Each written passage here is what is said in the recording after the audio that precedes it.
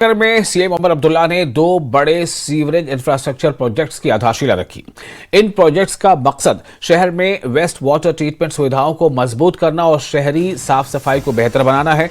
इन projects में श्रीनगर के बरारी नंबल में 17.08 MLD क्षमता वाले सीवेज ट्रीटमेंट प्लांट को अपग्रेड और बेहतर बनाना और श्रीनगर की छतबल में 2.5 MLD क्षमता वाले STP का निर्माण और 3.95 किलोमीटर लंबी सीवर लाइन बिछाना शामिल है। ये projects housing and urban development department के तहत urban environmental engineering department Kashmir की ओर से कैपेक्स प्रोग्राम के तहत पूरे किए जा रहे हैं।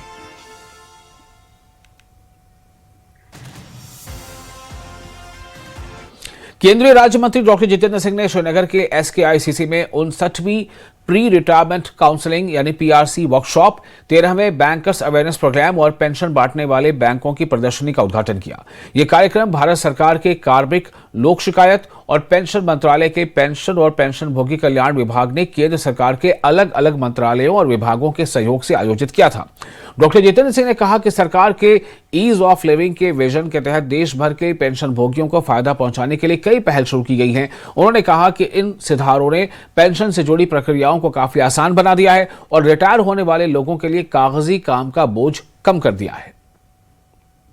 12 सालों में मोदी जी के वजीर आजम बनने के बाद मुआशरे के हर तबके का किस तरह से ईज ऑफ लिविंग हो, उसकी चिंता की गई है, उसके ऊपर फोकस किया गया। और आप जैसे जानते हैं कि हिंदुस्तान में आज एल्डर सिटीजन्स की तादाद दिन ब दिन बढ़ रही है। लिहाजा एक जमाना था कि जबकि जो नौकरी शुदा मुलाजिम थे उनकी तादाद ज्यादा थी, पेंशनर्स की कम थी। अब ये रिवर्स हो गया और 60 वर्ष की उम्र में जब ये रिटायर होते हैं तो इनकी एक्सपर्टाइज, इनका एक्सपीरियंस, इनकी महारत, इनका तजर्बा भी अपने तौर पर एक तरह से चरम सीमा पर होता है।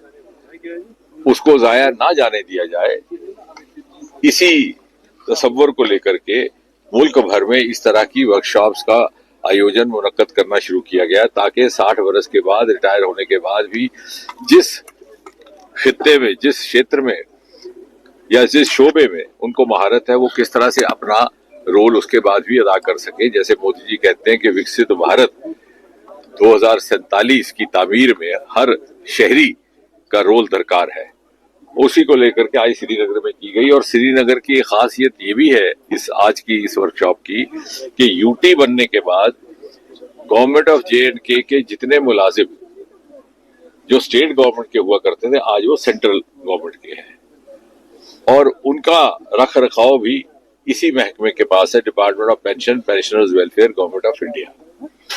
और उसी बात को नुक्ते नजर रखते हुए जो हमारी डिस्पर्सिंग बैंक्स का पैनल है, ये जो उसमें जिनके मार्फत ये पेंशन दी जाती है इन रिटायर याफ्ता दोस्तों को, उसमें आज जम्मू कश्मीर बैंक भी शामिल किया गया है। एक MOU हुआ है क्योंकि ज्यादातर यहाँ पर सैलरीज के अकाउंट्स जम्मू कश्मीर बैंक में रहते हैं। तो मुझे लगता है कि एक नया आगाज है।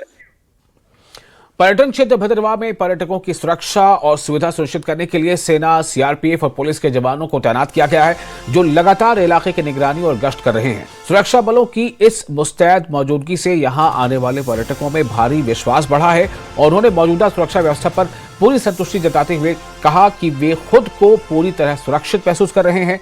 बाहर से आए सैलानियों का कहना है कि सुरक्षा बलों की उपस्थिति के कारण वो बिना किसी डर या चिंता के अपनी यात्रा का भरपूर आनंद ले पा रहे हैं। अधिकारियों के मुताबिक कानून व्यवस्था बनाए रखने और पर्यटकों को एक सुरक्षित माहौल देने के लिए सभी जरूरी कदम उठाए गए हैं, जिसके सकारात्मक परिणाम स्वरूप अब और भी अधिक संख्या में पर्यटक भद्रवाह का रुख कर रहे हैं। टूरिस्ट को कि आप यहाँ पे कभी भी आ सकते हैं, क्योंकि हमारे जो सिक्योरिटी पॉइंट ऑफ व्यू से मैं बात करूंगा तो यहाँ पे हमारी सिक्योरिटी बिल्कुल तैनात है। यहाँ पे बिल्कुल टूरिस्ट सिक्योर है। यहाँ पे हमारी बात हुई टूरिस्ट के साथ और यहाँ पे मैक्सिमम टूरिस्ट जो है वो नाइट स्टे यहाँ पे बिना किसी डर के यहाँ पे रह रहे हैं। हमें थोड़ा सा डाउट था सिक्योरिटी का, क्योंकि इतना हिली है, बट हमने यहाँ पे आके देखा CRPF पूरे भद्रवाह में है, जय वैली में पूरी CRPF डिप्लॉयड है, ऊपर पहाड़ों तक डिप्लॉयड है। तो हम बहुत सिक्योर फील कर रहे हैं एज अ फैमिली और मतलब सिक्योरिटी इज बेस्ट।